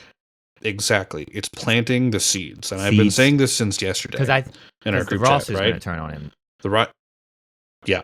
The roster's going to turn on him. That's when we start to see this dark transgression of Cody Rhodes. And it gets, the story of Cody eventually and inevitably turning heel is basically the prequel Star Wars movies. I was going to say Homelander. It's Homelander has always been kind of like a bad guy from day one, though, right? He's always seen as a good guy, but it's like a prick behind the scenes. It's only until later on in The Boys that the public realizes just how fucking insane Homelander actually is. Homelander, right? Yeah, it's the Anakin turn that eventually leads to a Homelander. That makes no sense, but like the idea with the Anakin thing was you're planting the seeds so that eventually Cody's going to be like, I have nowhere else to go to. Hey, Cody, come here. You see the dark side? The dark side will take care of you. It'll help you. We have cookies, Cody. Come to the dark side. You did the guy with the beard. Hey, come here. Hey, come here. We have cookies here. No, Cody. come closer. Come closer. Do you hear me now? My mic's over here for context. Do you hear me now? Hello. And somehow Bray Wyatt's ghost appears. Anyway, I miss Bray Wyatt. But we're eventually. What is happening? What's gonna happen is, hold on, let me fucking finish this. I don't know anymore. What's gonna happen is Cody's gonna slowly turn over the course of the next year, right? And eventually, the company, like not the company, but the roster is gonna turn on because they're gonna look at me like, Cody, what the fuck are you doing? What's going on? And he goes, no, this is what's right? This is what I think is right. Do you guys not think this is right? And they'll go, no. And he goes, but this is what I think is right. Right? Eventually, it'll get to Cody being like, well, I think this is right. And it's, if you don't think this is right, then get out of my way. Things like that. that is where the heel turn starts to really build up. And then at some point, and I still don't know what it's going to be, but God, I hope it's what I think it is one day. That little key turn. And then we get full, like, you don't hesitate getting to Codelander. You don't build up and then be like, oh my God, Codelander. Build up whatever you can. And then just one day be like, you know what? Fuck it. Just full. He's full committing Homelander. murder. Yeah. Cody- He's gonna commit murder. I think It'll be when- in a year, but he's committing murder. I think when Yes. Cody does turn heel, it's against Roman Reigns for the WWE title. Someone's getting killed. Yeah. I think Roman gets. I think he turns You heel think he's to gonna kill beat Roman. Roman? He's gonna kill him. I don't know if he'll kill him, but Kayfabe. I think he'll cheat to win. And Aw, somehow- that would be interesting. I want him to kill him. No. I feel like if we're going to get that, we need a situation where Like it has to be. it needs to be graphic, Yes. as it has graphic to as they're be- gonna do. It has to be Cody and Roman in a situation where no one can get involved. Because Roman won't have the bloodline and everyone's already turned on Cody. And no Rock. or it is when And no Rock. everyone can get involved because it can just happen after everybody gets involved. That would be huge. In Bloodline Rules And then Cody murders everybody. No, you're about a year too early. or Tribal Combat Oos. You're definitely a year too early now. Cody Rhodes in Tribal Combat will commit too much to the idea. So, I mean, the sad part about the third match is like, how do you make it much bigger? They already had tribal combat. I know. They already have bloodline rules. What are they gonna do? A Samoan prison match. I mean, I don't know what they That's do, just a hell in a cell. but that's Yeah. We've already done that before. That's the Uso know. Penitentiary. you No, kind of you still infuriate haven't me, answered. Emil, because you're the one that was talking about wanting this, and I was like, no, I don't think it needs to happen again. Then you talk me into, okay, it needs to happen again, but maybe like way down the line. Because- and now well, no, now I'm like, it needs to happen, and you're like, nah, You're too early. Well, because now things are happening. nah. Sometimes I'm glad That's I'm the just thing. third member of EWP. That's the thing. Now things are happening. So now I see the He sees light the at the end vision. of the You see the vision. But we got to get there. yeah, There's a few rocks in the way. Well, there's one. His name is Dwayne. One of them is the Rock, there's Yeah, also one a of those- fucking boulder in the form of Jacob Fatu. and then there's that one. Yeah, Yeah, that's... man, like But he's hurt right this now. is so the it's fine. thing. Jacob's fine. Jacob's fine, actually. Jacob's not hurt. Oh. Yeah. He was just selling really well. He sold I that thought- leg injury. Oh, no, really that's- well. Tongaloa, the Tongaloa's infamous, That one's hurt. the infamous Yeah, Tongaloa. Tyler's Wrestler of the Year is hurt. So, Correct. I thought it was. Actually, breakout Tama most Tonga. improved male superstar. OMG I moment. finally didn't get. I OMG finally moment for the eye patch. didn't get Tamatanga Yes. and Tongaloa confused. So now Thank you're telling God, me good it's the job. other one. Yes, Which- it is oh. the other one. Bro, you said Jacob Fatu. You thought Jacob Fatu was injured. This No, always, this no, feels no. like... Oh, okay. No. This is like when...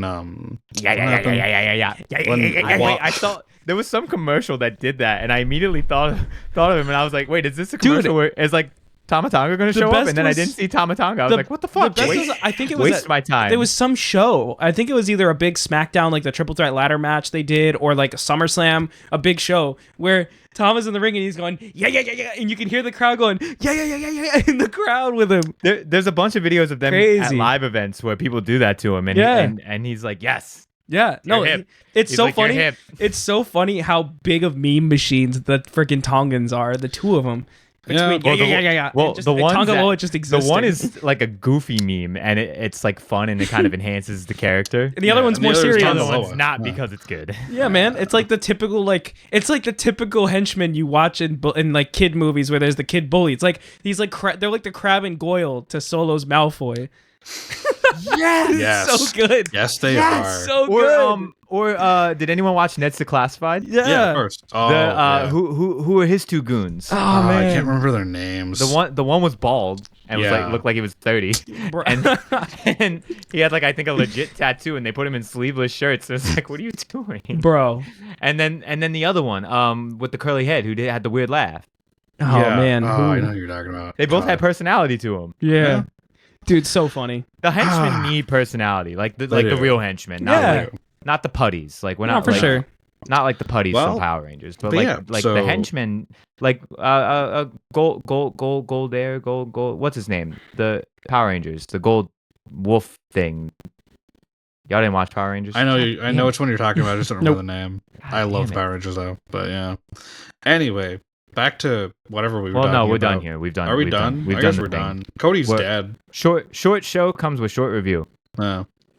It was a fine show though. It was what it was. fun. It was good. what it was. It was a fun watch. Yeah. It was a fun watch. It was pretty. There'll be another one in a month. Apparently, they pre-taped this Yeah. week's SmackDown.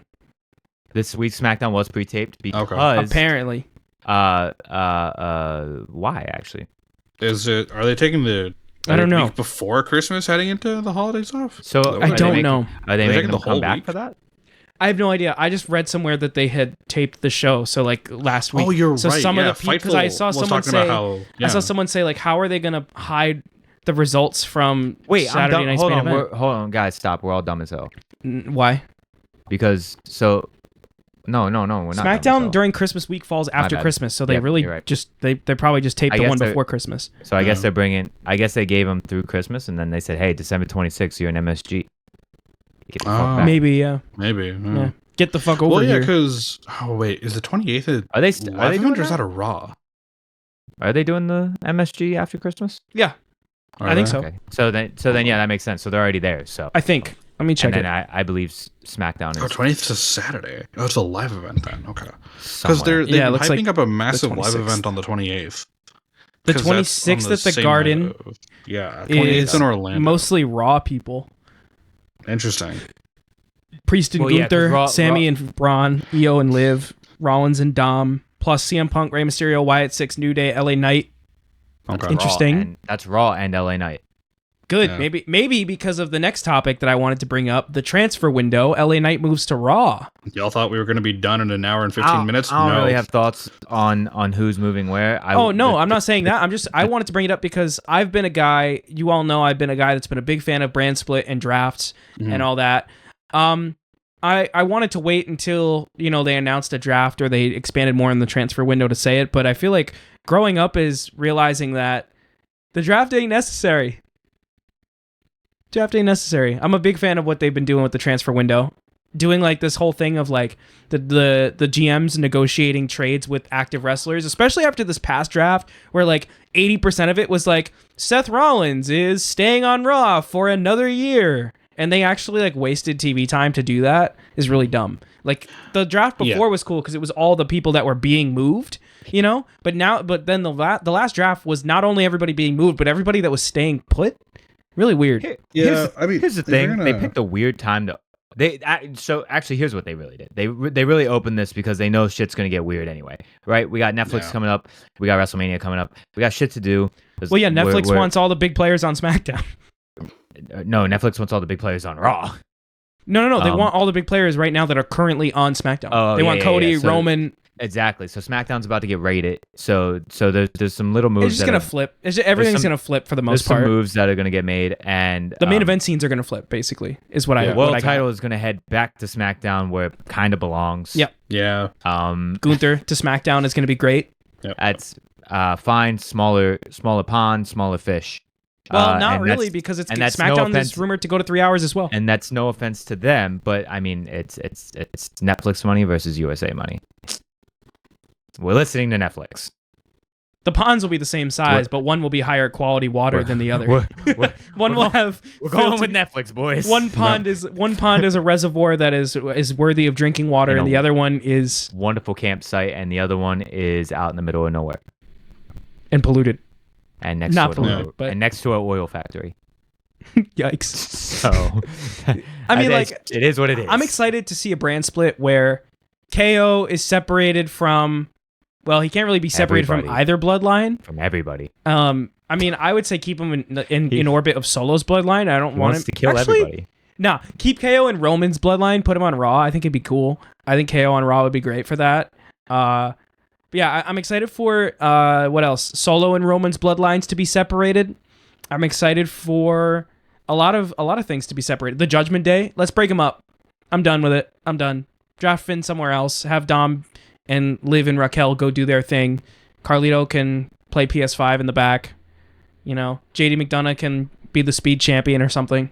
Carlito and JD don't need to be on TV. Sorry, not sorry.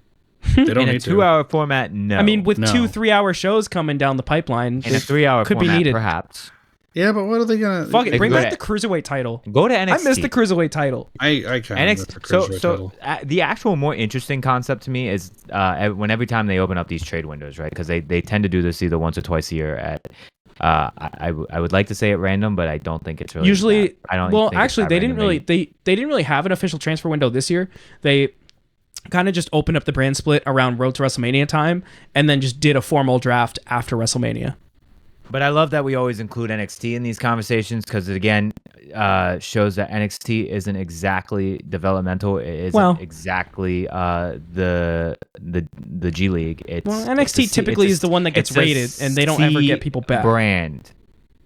Yeah. On paper, and at least the way that they always use them in these kind of settings, and I always really appreciate that. It's always nice to see Ava on Raw. It's always nice to see Nick Aldis on NXT. And I like that they're included. It makes it feel more of this open universe. If they're going to announce their inclusion, though, they need to actually move. Did. No. Just let me finish. If they did, which they did, if they're going to include them, they got to actually use them and not just say. Yeah. Like the last draft, they said NXT was included, and they just rated NXT and didn't give NXT anybody. Isn't this how the New Day went back down though? No, that was that they just wanted to. they just went down. It was informal, similar to how Dom went down. Oh yeah. Anyway, but I mean, I like the concept. I like that because an interesting idea I had was sending Drew's salty ass down to NXT.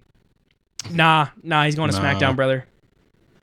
Not for any other particular reason other than he hates everybody on the roster right now. So go somewhere. But where that you makes don't for hate good everybody. TV. Yeah, everybody likes salty Drew. I love Salty Drew. I love Drew. Salty period. Drew's great. But Drew's awesome. I don't know. I kind of like the idea of that. I know that's not happening. So like, Drew's in the running for male superstar of the year for me. I wouldn't bank on. Yeah. I would never bank on that. But I thought it was a cool idea. I wanted to just bring this up with the whole how they rated NXT and everything thing. Redundant. I'm really tired. There was a post I saw last night. Someone was like, "Oh, Triple H really wasted the following," and it was images of Carmelo Hayes, Blair Davenport. I can't remember who the other two were, but it was other like notable NXT names, and I'm like, were they wasted? They all like, just Blair got Davenport. Yeah, like Carmelo's Blair, infused. yes. Blair, yes. Blair I think hasn't even gotten Davenport. started yet. That's the problem. She's been here for about 8 months now. That doesn't mean that she's wasted. She still has a job. She's still employed. Yeah, exactly. No, we have a mid-card title now. Yeah, so I mean, that'll be I good. get it, but I mean, there is a point. There's a fair point to but that. what I do Not want to really. get to though, It's not over for her. yeah, It's not over for her. No one It's- said that. What the hell? Right, so she's Anyway. not wasted either. You can't be past tense wasted if she's still going. Yeah, she's still. I'm with not the playing company. semantics with you. Anyway, the point being, it was something I wanted to get to. If they ever want to bring back the draft, WWE is really starting to push the whole. We're still an entertainment company, but we're also focusing on the sport side of things. It's why they have Pat back full time. It's why they have Joe Tessitore, like him or hate him, right? Because it brings that different audience. It brings that actual major sports audience to the WWE. If they're going to run a draft, the idea of a draft is you are picking up assets from a developmental stage. Now, NXT is not that anymore, but they just announced that they have a actual developmental thing happening, the WWE ID program. So what I'm thinking is somewhere There's down some the wild road, shit with that program. Have y'all seen these people on Twitter? There's one dude that's straight up just like macking on a girl, and then his mom calls him downstairs and is like, "What are you doing? You gotta get to training." And he's like mid makeout with this woman, like full tongue in mouth shit. I can't wild. I can't tell if they're memeing the shit out of it intentionally or I like think it's they just, are. I don't know. It's just wild behavior. It's also just like they can do what they want, and that exactly. So, regard. but, they have. I forget the guy's name. I'll find it. Something, but they have the ID program that they've announced that they're like announcing indie wrestlers coming in to get WWE training and potentially become superstars. And if you're gonna do a draft, because the old draft that they've done for years isn't necessarily a draft. Yeah, they're like, oh, we select this person and this. Yeah, but you're selecting people that are already there, so it's just swapping around. It's a swap, want right? them to like do like exactly. Like the major leagues. From Alabama. Yeah, from so on. SmackDown selects blah blah blah, and from yada yada. Unfortunately, Monday Night that's Raw not, selects Kaylee Ray. I understand why you want that, but I understand that is not how pro wrestling works. No, it is not. So good. So no. It's not how the guy's name is Brad Baylor. Well, that's a start. He wrestles in Beyond. He's in a tag team called Swipe Right. Yeah, that sounds like a guy. It's kind of dope. No, it's kind of dope. Funny. It's kind of dope. But yeah, man, they had a video we're of him gonna start getting the Gen Z, Gen Alpha gimmicks. Yeah, dude, he's just straight like macking on a girl. He looks like he's got like the center part for like the TikTok center part. Dude, he's got it all, man. And Swipe Right center part, yeah. Yeah, dude, he's a Beyond Wrestling tag team champion too. But with ID coming, I feel like that's something they could potentially do. Austin Theory was just a taste of what we're about to get. Dominic Mysterio. Hello. Well, he is a Gen Z. Yes. Dominic Mysterio is Gen Z in age, but he also looks like a 40. Dominic Mysterio looks older than me. I get what because his next answer is going to be but tendies, bro. But tendies. He's got a wife, a girlfriend, and a side piece at the same time. He did. 4 months, 6 months ago. He has a mullet and a mustache. Bro is like the embodiment of every single trend, every single TikTok trend. I hate it. It's true. I know, but like it's gonna get more ridiculous, and it's gonna turn into I just think of the Triple H Shawn Michaels where they're doing like brain rot, and I'm just like, god. Where they redid the State of the Union. That was fun, but I know that's gonna turn into real life. Oh yeah, on TV in like 5 years, and I'm not ready for it. No. So you would eat chicken tenders for breakfast, lunch, and dinner? If they're available. That was a Chris Van Fleet interview. That's not canon. It is, though. He's in character, though. It's not. He's in character. I don't care that he is in character. It's not canon. It is. Wrestlers, you don't get to determine when wrestlers are in or out of character. Wrestlers get to do that. That's the business, brother. No, I don't care if they're in or out of character, brother. What I care about is WWE TV acknowledging that it's canon. WWE did not acknowledge that Chris Van Vliet in it. They don't acknowledge Chris Van Vliet. I mean, they don't. They don't. So, man. So I'm not acknowledging that that's canon. No, we're not doing this. Okay. This is the most entertaining part of the podcast, right? This makes sense. Has been legendary. Anyway, one last little thing I wanted to bring up. We talked about Raw on Netflix a little bit already, but the first official match has been announced for the show. Despite popular belief that Punk versus Rollins has been announced, it is not. It probably will be, though. The main event of the show will most definitely be a tribal combat between Roman Reigns and Solo Sikoa for, as LA Knight called it, the Oofalafa. In the tribal chief position. My favorite Middle Eastern treat. The way LA Knight. And you got two guys fighting over the Oofalafa. It's so good. I'm gonna be honest. So good. It's that all red shenanigans. Necklace is in my way. It's all shenanigans. There's we did this. LA Knight saying he's got two guys fighting over a red necklace. It's so good. That's honestly it's so good, dude. LA Knight saying what we're all thinking. I have a question for you guys. This is how we want to end the show. This is how I want to end the show before we do Best in Wrestling. Because this was kind of brought up in not our Discord chat, but in the Instagram group chat that we have on a video Tim brought up regarding a once well-known tag team in the WWE. I did what? With a dude who was incredible on the microphone. Oh, we can say that. Looking back, who from the WWE past, like a big what if, would you want to have now? I know a lot of like some guys were gone for reasons, obviously, but you know, like of all the what ifs that have come and gone in the last, say, 10 years, who's one person you think would flourish in this current day and age? Are we staying within a 10-year window? I want to stay within a 10-year window. I was going to say I can give you the answer. The absolute answer for a 20-year window. I'm curious. Okay, who for 20? The absolute answer is Eddie Guerrero dying. Like, yes. If that didn't happen, there's a whole huge what if to that. Yeah. That's a whole universe timeline in and of itself. And I don't think we really need to go much further than that. Because that would take forever. Because that would change the entire... But in a 10-year window, who do you think is one person that would have thrived in this current generation of wrestling? This current new era that we're living in? Titus O'Neil and the Primetime Players. And I think I said this on the first iteration of this podcast. I think I made this concept up. They were a little too early. A little too early. Yeah. If they had waited for the New Day, the Usos, the Fashion Police, Yeah. or even now, if they had waited for the newer version of the Usos, if they had waited for even this new bloodline, like if they waited for a newer version of the new, like again, like they were just a little too early. They missed it by this much. This much. Yeah. They were stars. That was a star of a tag team. Yeah. It's funny because I also have a tag team in mind. Okay. What you got? Crime Time. Yeah. Crime Time. I still get shocked. I see where we're going with this, by the way, with who with, Yeah, funny enough. with what we're picking. Yeah, like with who we're picking. I still get shocked when I like read about like, you know, tag teams that never won the big one, never won the titles. They Crime never Time won a tag never title. won tag titles. Insane. them and for teams that got so over, you know, you look at, especially in the last in this current decade of wrestling in the 2020s, right?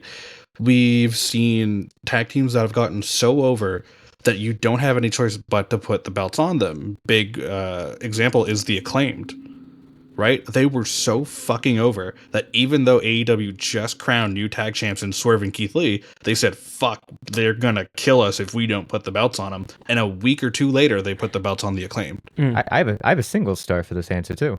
Dude. I also do. Adam Cole. Okay. They missed it. He missed it by Adam this Cole. much. He did. All he had to Swerve. all they had to do. Swerve. I don't have recollection of. In I WWE. do. Oh, I do. He That's was a the thing. phenomenal North American champion, one of the best of all That's time. the thing. Adam Cole. He was this close. All he had to do was wait it out. He was there still in 2021. all of Undisputed Era. All Right, they were there in still general. in 2021, weren't they? Yep. Yeah. All And he had to Roddy do was was there wait. until I think People- 22. people- maybe? This forget. long. I was They were reminded this close, and they Yep. would have had their whole. I was reminded of this through a tweet. I think it was from Backup Hangman or Drainmaker. It was one of the two on Twitter. But Adam Cole and Kyle O'Reilly just had a match on AEW. I think it was on Rampage or one of the shows this past week. Winner faces MJF for the Dynamite Thingamahoe at World's End and whatever. And What? someone The Dynamite Crown Jewel ring. the Diamond Ring. What? Yeah, Dynamite it's like Diamond a Ring. The That ring still that MJF exists? Yes, Yeah, they do it. It's a yearly thing. it's a yearly thing. It's they just do. MJF has been winning it for the past like 4 years. 4 years. MJF There has hasn't won been 4 another years winner. straight. This is the first year MJF I thought they were. didn't- I thought that never existed anymore. No, because No, they also. I it's- actually thought when MJF had it, that was the Ring of Honor. No, because it's like the Continental That's Crown. Like the champion Yeah, goes in and exactly. defends it in the tournament. Except for some reason, it's What a- more canon than the Continental Crown. What a because, great gimmick, by the way, for Cody. Should have stuck around. Like the Ring of Honor for Ring of Honor. Oh yeah. For a world title. Yeah, the Ring of Honor. Anyway, but someone on Twitter had brought this up that Adam Cole and Kyle O'Reilly was the last ever match on NXT Black and Gold. And I'm like, God damn it. If they just waited, if they were just a little more patient. For real.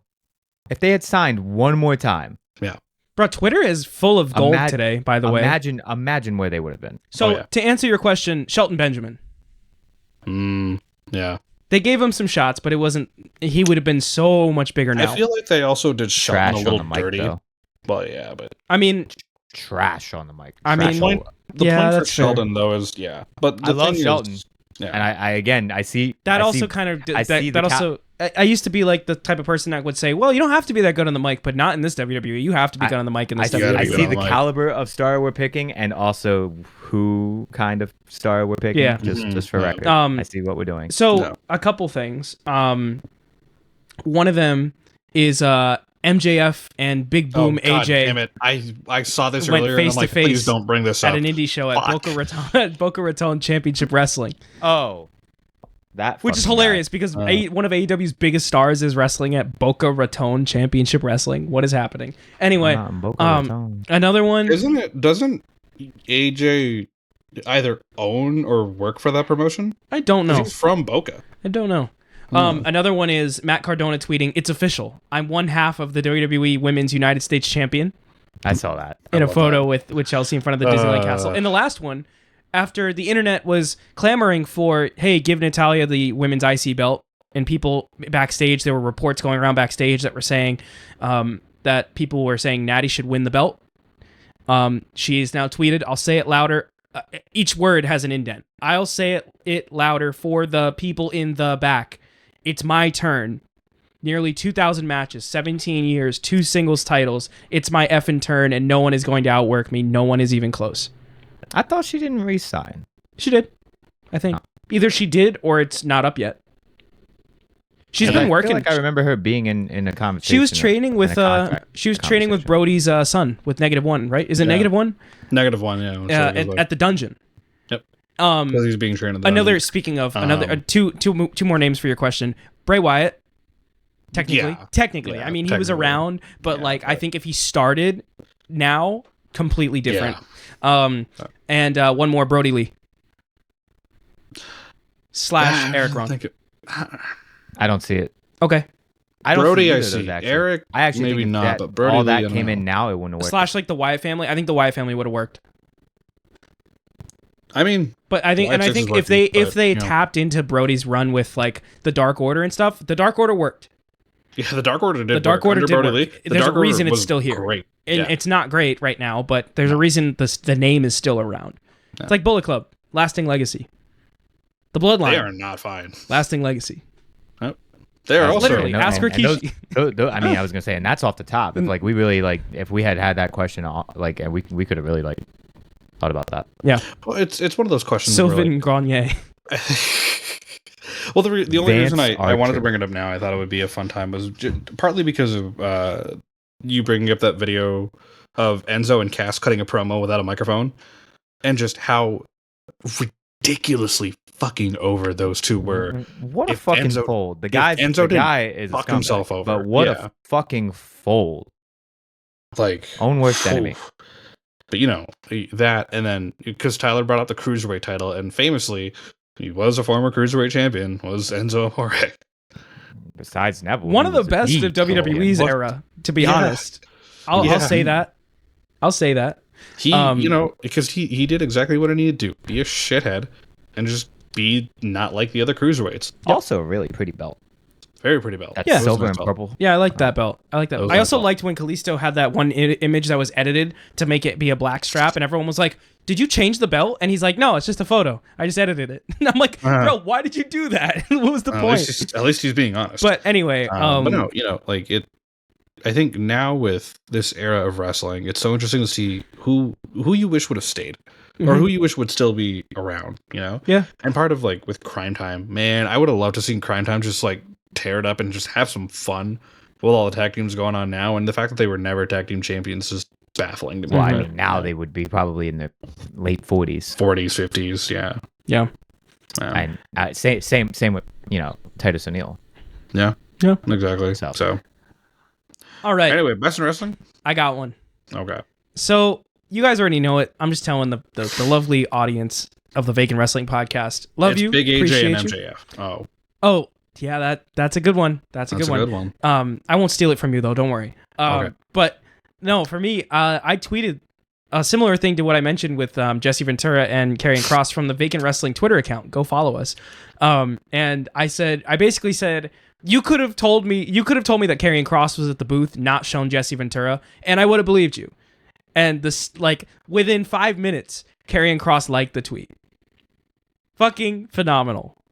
Further reaffirming my position that Karrion Kross is fire as fuck. And yeah, man. And he pinned Uncle Howdy on Raw, which I wasn't expecting to be happy about, but pretty fucking cool. That's mine. Tim, do you want to go or should I go? The Seth Sammy interaction. There's been a whole really fun thing going on with all of the people in the main event. Nobody gives a fuck about Cody.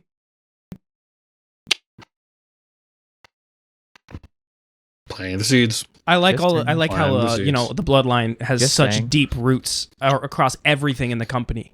It feels like there's a whole divide in the company between people that are friendly to the bloodline and people that aren't because of everything Roman did, which is crazy. That's why I feel that it's the 4 who are friendly with the bloodline and everybody else being like, bruh. Well, that's why I feel like this coming year I don't know. And Roman's just like, eh? The bloodline has I'll been... take the help. The bloodline has been the story of the 2020s, right? 2021 to 2023 was the Reign of Terror. 2024 was the end of Roman. and we're seeing the fallout of all that.